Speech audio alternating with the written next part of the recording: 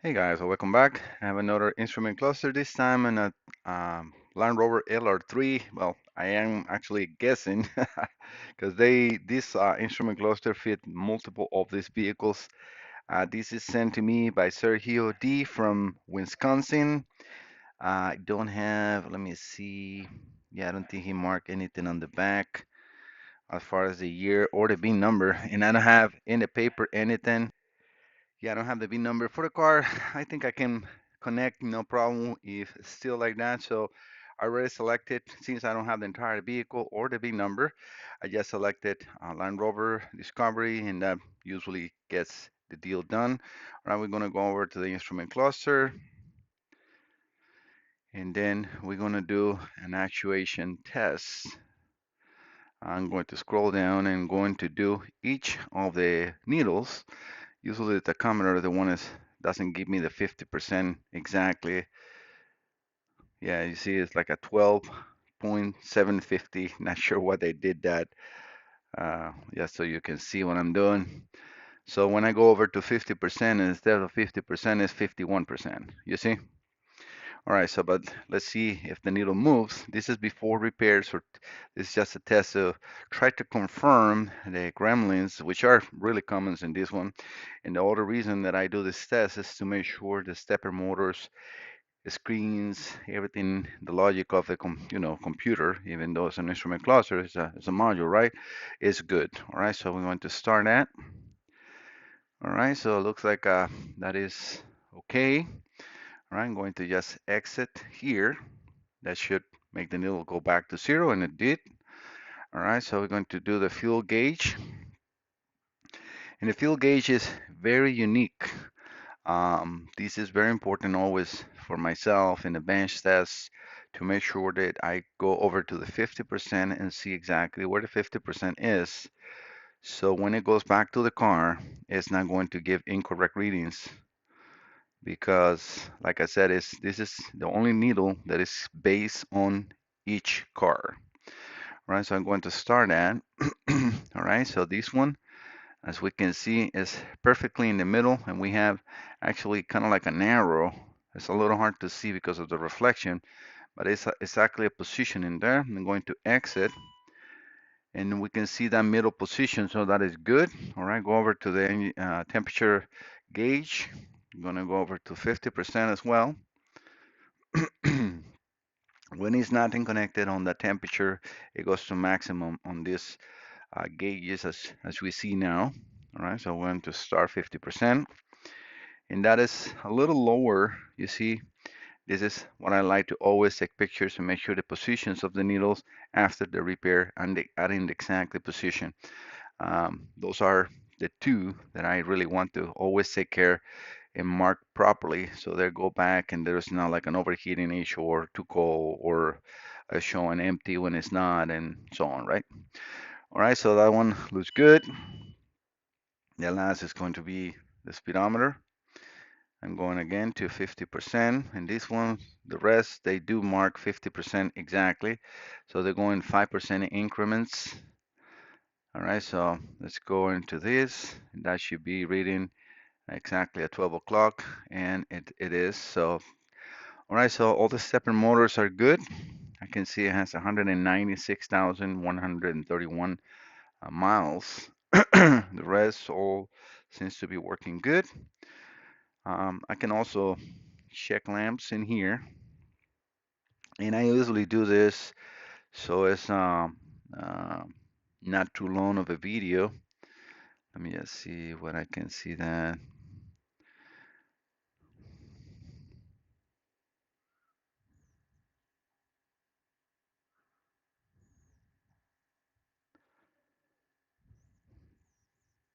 As you see right there, the left turn signal is very weird, so you have to go minus and so to do that. We can go, please exit the function first. I don't have my glasses, so bear with me 1 second. Left turn signal, right turn signal. I do the same and just click on plus and then start, and we can see all that in there. So I can check all the bulbs and everything to make sure everything is working good and that indeed the module in the scanner can communicate, which I never do on a video just because not to make a video boring and too long, but I do all these tests for every single cluster that comes in here. All right. Okay, let me open this up, perform the repairs, which is the normal things, and this one is completely solder the board. There is a lot of resistors in the front that they almost fall out, resolder the connector, replace the capacitors and diodes, and then resolder the main um, drivers and microprocessor, which is very time consuming, very difficult to do. If you are not electronic repair facility and you don't have any background on this, I would not recommend to touch it. There was two clusters that were sent to me before by another or by a shop, and it was just butchered to the point that I just returned it. I'm sorry, but when something is shorted and damaged, and the guy was trying the person was trying to ask me if I can clone, I can move the information if I can talk to the microprocessor. But if the microprocessor was shorted, which in this car was, it's nothing to clone. It's just damage is destroyed. I'm sorry, but I'm nothing. It's nothing I can move, right? So yeah. So please don't open these ones up. Just send it over. You will be saving a lot of time and money doing it with me, a person that knows what it's doing, and it will be coming back to you, and you will just be driving your car happily after for a very long time.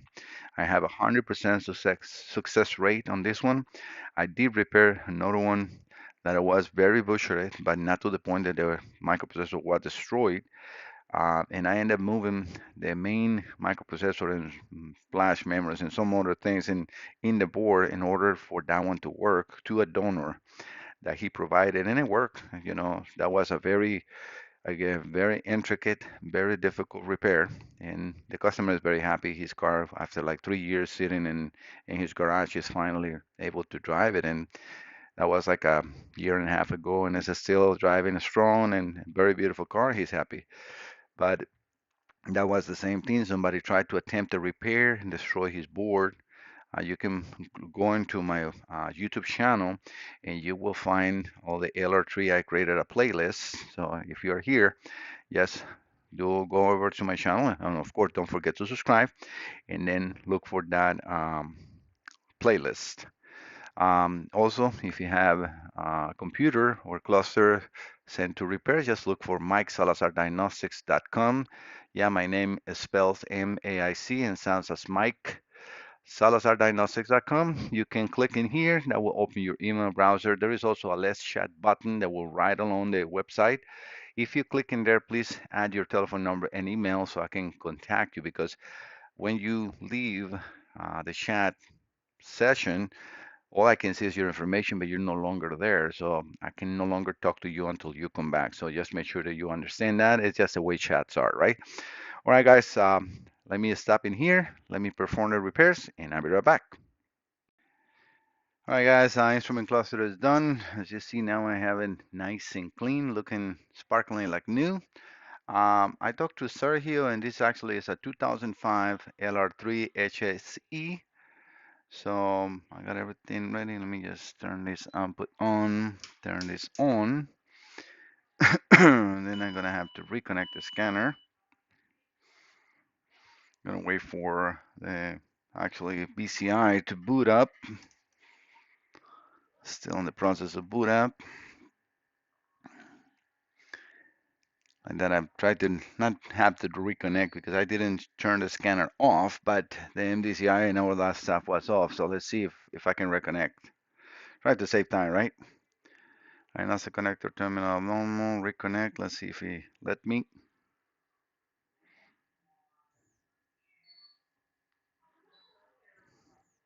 All right, let's make a test, right? All right, let's see the tachometer. 51. Let's see if it works. Secure access, not achieved. Okay, so nope. I'm gonna have to get out of here. Let me see, place exit the current function first. Exit.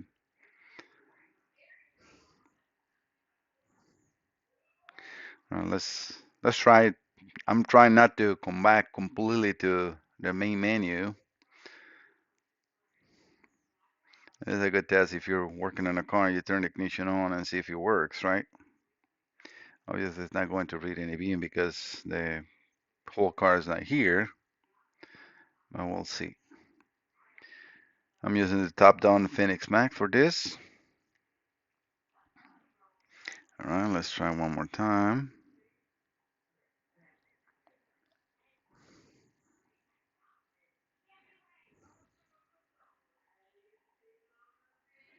Too much. Okay. Oh yeah, that worked. All right, the camera is good, so we're going to go to exit. All right, we're going to do into the fuel gauge, make sure it's indeed again into the position that we want to be, and that everything is working good. I already checked, you know, connections and everything is good. All right, that looks perfect. All right, so we're going to exit that one. Let's do the temperature gauge.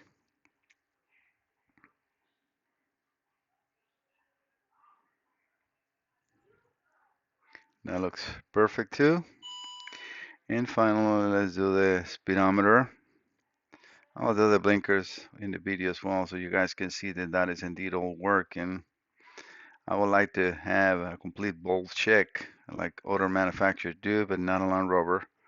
Yeah, that is in perfect 12 o'clock.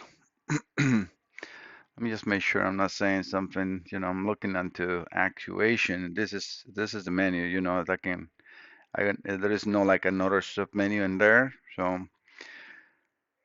warning lamps. Um,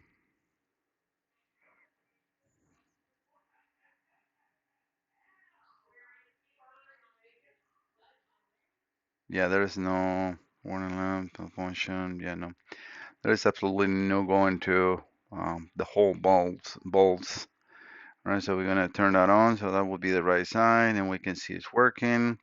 Let me do the left side if I find it. Left turn signal,